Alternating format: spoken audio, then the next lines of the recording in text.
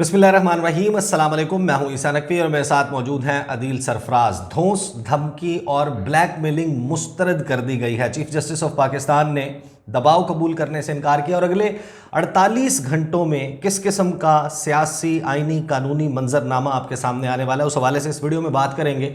आपको याद होगा 2 रोज़ पहले जस्टिस काजी फ़ाइज़ ईसा ने चीफ जस्टिस उमर अता बंदियाल के चैम्बर में जाकर उनके साथ मुलाकात की और उस मुलाकात के बाद कुछ खबरें चलवाई गईं कि सफ़ेद झंडा लहरा दिया है चीफ जस्टिस ने, सरेंडर कर दिया है चीफ जस्टिस ने। यह भी कहा गया कि उमर अता बंदियाल जो है वो आखिरी किला था इमरान खान का, जो कि फ़तह कर लिया गया है, और बर्फ़ पिघलने की बातें भी की गई। लेकिन उसके बाद 12 से 14 घंटे के अंदर अंदर शराई दस्तूर पर सुप्रीम कोर्ट से बड़े फ़ैसले जो हैं वो किए गए। इनके हवाले से बात करेंगे और अगले 48 घंटों में क्या होने जा रहा है। अदील सरफराज साहब, पहले तो ये दोनों मामलात जो हैं वो आप एक्सप्लेन कर दें कि चीफ जस्टिस ऑफ पाकिस्तान ने एक तो जो बेंच बनाया है 8 रुकनी, ये किस मामले पर है, क्या हुआ, और उससे पहले जो समात जिसकी बात हो रही थी कि उड़ा दिया जाएगा हवा में फ़ैसला सुप्रीम कोर्ट का 3 रुकनी बेंच का, एक दबाव मौजूद था, करारदाद पास की गई पार्लियामेंट से, तकारीर की गई, जस्टिस काजी फ़ाइज़ ईसा को बिठाकर तकारीर की गई,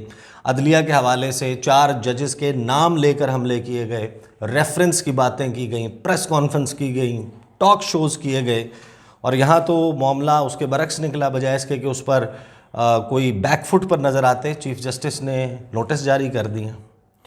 अब देखें, मुख्तलिफ चीज़ें हैं यहाँ पर। सबसे पहले आप डिस्कस कर रहे हैं जो आज 8 रुकनी नहीं, 8 रुकनी नहीं, पहले मैं डिस्कस कर रहा हूँ जो 14 तारीख के लिए नोटिस जारी किए गए। अच्छा, अब अगर नोटिस की बात करें तो ये कल से एक सवाल उठ रहा था कि अभी तक क्यों नहीं हुआ। हमने ये बात पहले भी गालिब अच्छा, मैं इसको क्लियर कर दूं ताकि लोगों को कॉन्टेक्स्ट वाजे हो जाए। 10 अप्रैल की तारीख दी गई थी चीफ जस्टिस की तरफ से, जो 4 अप्रैल 5 अप्रैल को फैसला आया कि इलेक्शंस के लिए फ़ंड फ्राहम करेंगे वफाकी हुकूमत जो है इलेक्शन कमीशन ऑफ पाकिस्तान को, और 11 तारीख को इलेक्शन कमीशन रिपोर्ट सबमिट करवाएगा कि उसको फ़ंड्स और फिर सिक्योरिटी की यकीन दहानी के हवाले से दीगर डेडलाइंस रखी गई थी।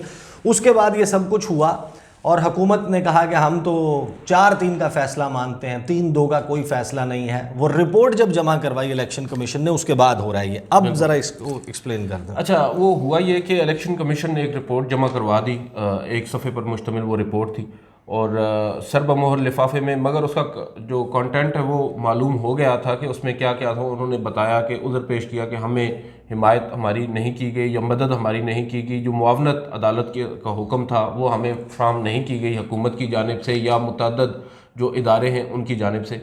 उस पर कल चीफ जस्टिस ने मामले को जो है वो उसके ऊपर कोई नोटिस नहीं लिया, ना ही उसके ऊपर कोई आप कह सकते हैं नोटिस वगैरह जारी किए।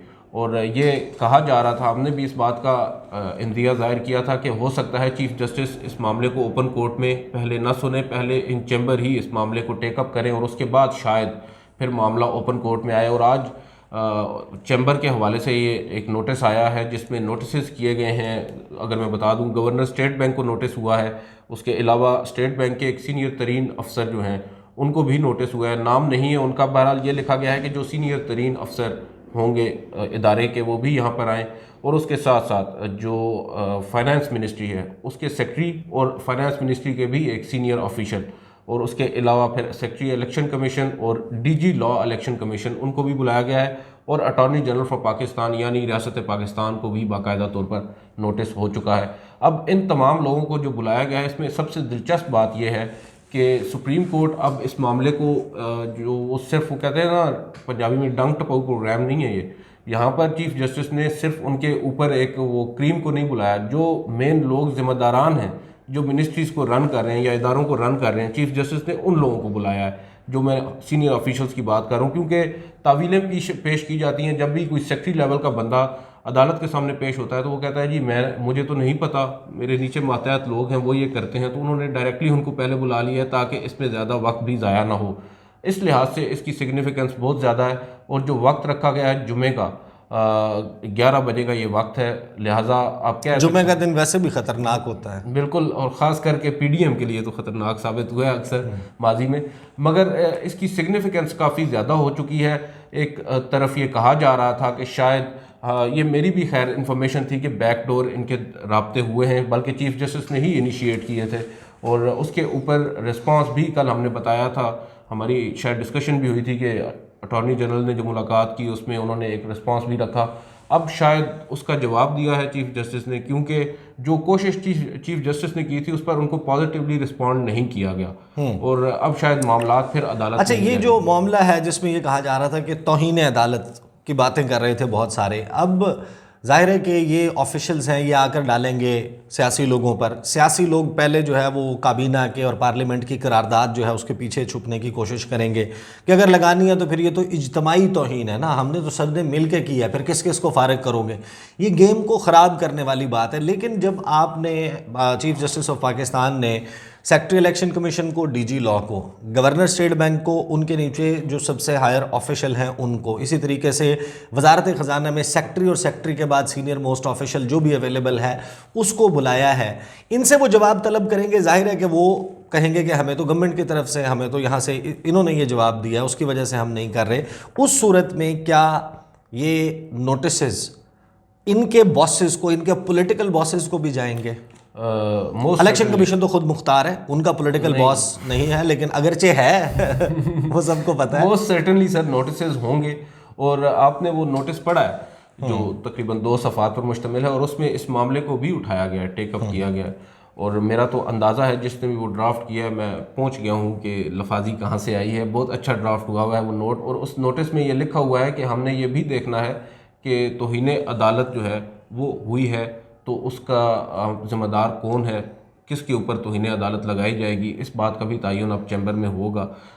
सूरत हाल काफ़ी दिलचस्प है। आपने जो नुक्ता उठाया ना, ये बड़ा इस वजह से दिलचस्प है कि इसके ऊपर अभी तक बात इस सेंस में हो रही है कि जो लोग आ रहे हैं इनके ऊपर शायद तौहीन अदालत लग जाए। मुझे नहीं लग रहा कि इन लोगों पर लगेगी तौहीन अदालत। जाहिर है कि ये तो कहेंगे ना कि वी गेट ऑर्डर्स, हमें हमारे पॉलिटिकल बॉसेस ऑर्डर देते हैं और उसके तहत हम चलाते हैं। और इसमें कोई बैद भी नहीं है, तौहीन अदालत उनके ऊपर लग भी सकती है, मगर इसका मतलब ये हरगिज़ नहीं है कि जो उनके बॉसेस हैं, यानी जो सियासतदान हैं, जो वज़रा हैं, जो ज़िम्मेदारान हैं, उनके ऊपर भी अदालत जो है सख्त ऑर्डर पास कर सकती है। एक दूसरी सूरत ये भी है कि उनके पास जो मौक़िफ़ होगा मोस्ट प्रॉबली वो यही होगा कि पार्टी जो हमें एक्स पार्टी फ़ैसला हमारे ख़िलाफ़ आया था, हमें आपने सुना भी नहीं था। आपको याद होगा जब समाअत में पेश हुए थे हुकूमत के वकला या सियासी जमातों के वकला, तो उनको सुना नहीं गया था। गो के अटॉर्नी जनरल फॉर पाकिस्तान पेश हुए थे, मगर बज़ाहिर नज़र यही आ रहा है कि अगर जो वज़ीर आज़म पाकिस्तान हैं उन्होंने 1-2 रोज़ के अंदर कोई मुस्बत इक़दाम नहीं उठाया तो फिर सूरत हाल मज़ीद गंभीर हो जाएगी। इनके दरमियान राब्ते जो हैं वो अभी मुनक़ता नहीं हुए, ये मैं वाज़ेह कर दूं, अभी भी राब्ते में हैं। और हो सकता है जो वज़ीर आज़म हैं उनकी जानिब से एक बड़ा ऐलान भी हो सकता है कल तक आ जाए। सही। अच्छा, पाकिस्तान तहरीक इंसाफ जो है वो इसके ऊपर उन्होंने कहा है कि ये अब हमारा मामला नहीं रहा, अब ये सुप्रीम कोर्ट की बका का सवाल है।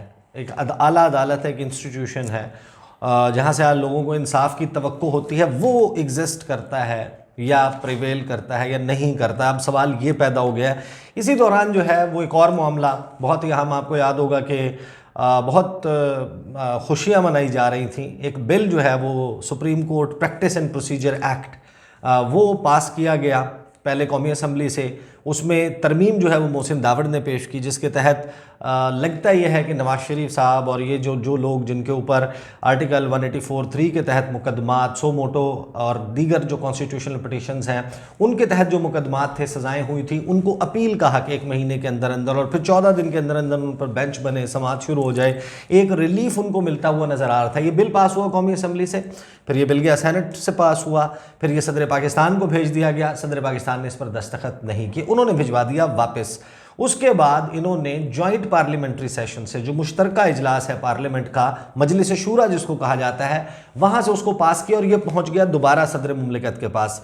ये पास हुआ है 10 तारीख को, 10 अप्रैल को ये पास हुआ है और उसके बाद 10 दिन का टाइम सदर पाकिस्तान के पास है। अगर वो दस्तखत नहीं करते तो ये कानून बन जाएगा। अब कानून ये है जो बनने जा रहा है, वो कानून ये है कि जो चीफ जस्टिस ऑफ पाकिस्तान है उनका जो सो मोटो का इख्तियार है और आर्टिकल 184(3) के तहत पटिशन्स को सुनने का इख्तियार है, वो अब मामला चला जाएगा एक कमेटी के पास। कमेटी होगी 3 रुकनी, उसमें चीफ जस्टिस और उसके बाद सीनियर प्यून जज और उनके बाद जो सीनियर मोस्ट जज हैं सुप्रीम कोर्ट के, वो मिलकर उसके फैसला करेंगे बेंच बनाने का, कितने रुकनी बनना है, वो खुद भी उसका हिस्सा हो सकते हैं। ये बेसिकली वो कानून है जिसमें क्लिप किया जा रहा है कि अब जनाब होगा ये कि हम जैसे ही ये कानून बनेगा हम रिव्यू के लिए जाएंगे और रिव्यू का इख्तियार जो है वो फिर चला जाएगा 3 रुकनी एक कमेटी के पास।